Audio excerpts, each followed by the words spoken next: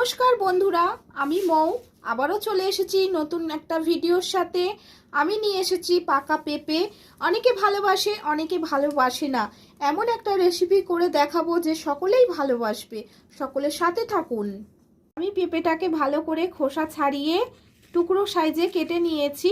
আমার কাছে তো মিক্সার গ্রাইন্ডার নেই, আমি এই চামচের সাহায্যে এটা ম্যাশ করে নেব।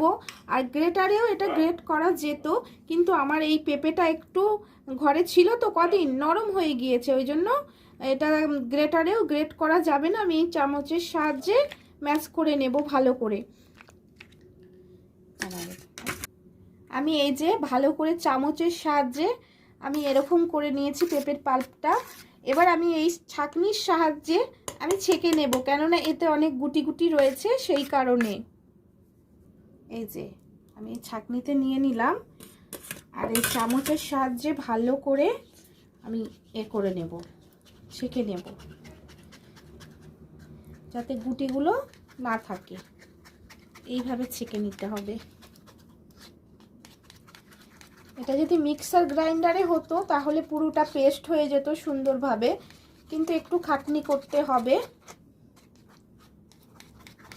এই যে একটু টাইম লাগবে, তবে সবটাই আমি করে ফিরে আসছি। ছাঁকনি দিয়ে আমি পাল্পটা খুব ভালো করে বের করে নিয়েছি, একদম কোনো এতে ডেলা নেই, খুব ভালো করে বেরিয়েছে। গ্যাস জ্বালিয়ে দিয়েছি, একটা কড়া বসিয়ে দিয়েছি, এতে খানিকটা একটু ঘি দিয়ে দেব। এবার আমি দুটো এলাচ দিয়ে দিলাম। এবার আমি এই পেঁপের পাল্পটা দিয়ে দিচ্ছি। কড়াটা খুব গরম হয়ে গেছে তো, এবার সুন্দর করে এটা নেড়ে একটু জাল করে নিতে হবে।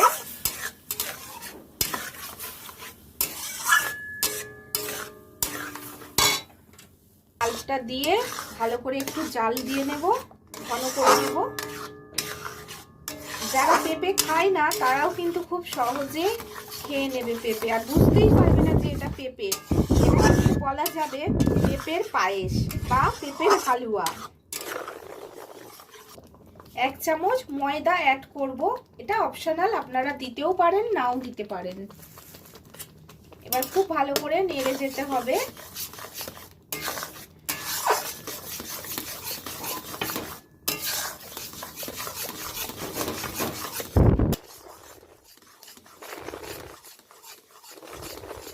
ময়দাটাকে ভালো করে মিশিয়ে নিতে হবে পাল্পের সাথে।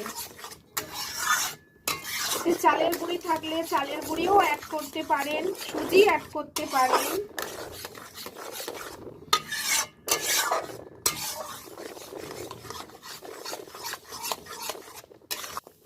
আমি 1 কাপের মতন দুধ অ্যাড করব, এটা ফুটিয়ে রেখেছিলাম আগে থেকেই দুধটা। এবার খুব ভালো করে নাড়াচাড়া করতে হবে, না হলে লেগে যাবে।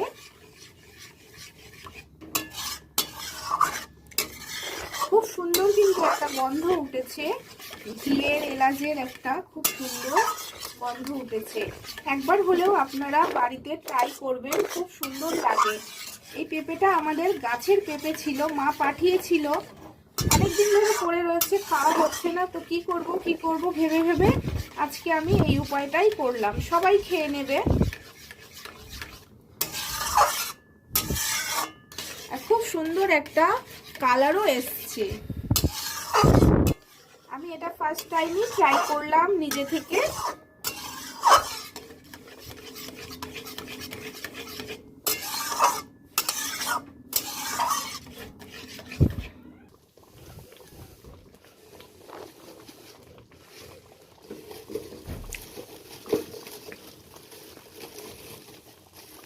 আমি এবার একটু চিনি অ্যাড করে দেব। পেঁপেটা খুব মিষ্টি ছিল, সেই কারণে বেশি চিনি লাগবে না, অল্প করেই চিনিটা অ্যাড করে দেব।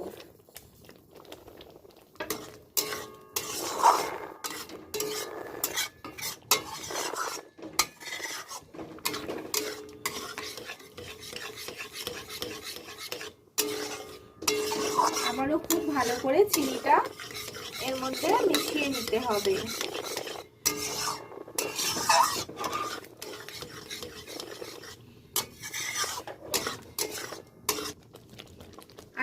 সামান্য পরিমাণে ঘি দিয়ে দিচ্ছি, গন্ধটা ভালো আসবে ঘিয়ের, সেই কারণে।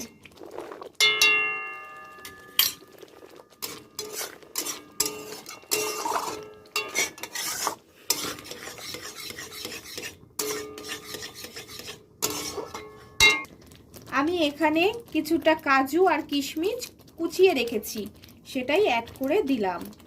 আর সামান্য লবণ দেব, মিষ্টি জিনিসে একটু তো লবণ দিতে হয়।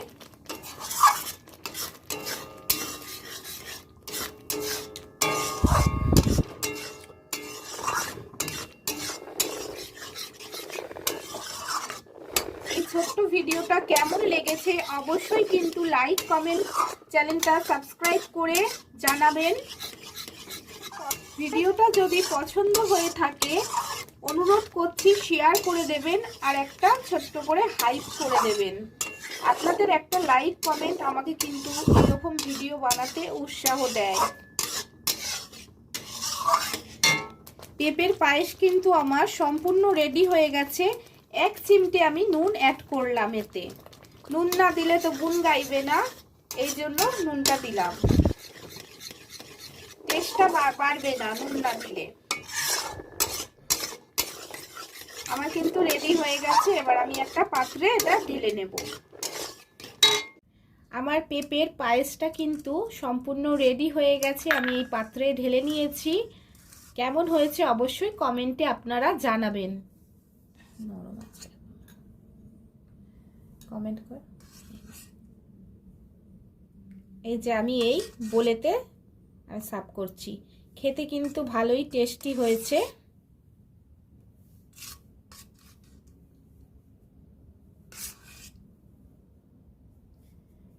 এই যে পেঁপের পায়েসের সাথে আমি রাতের ডিনারটা সার্ভ করে দিলাম। এখানে রয়েছে 2টো পরোটা, আলুর সবজি আর পেঁপের পায়েস।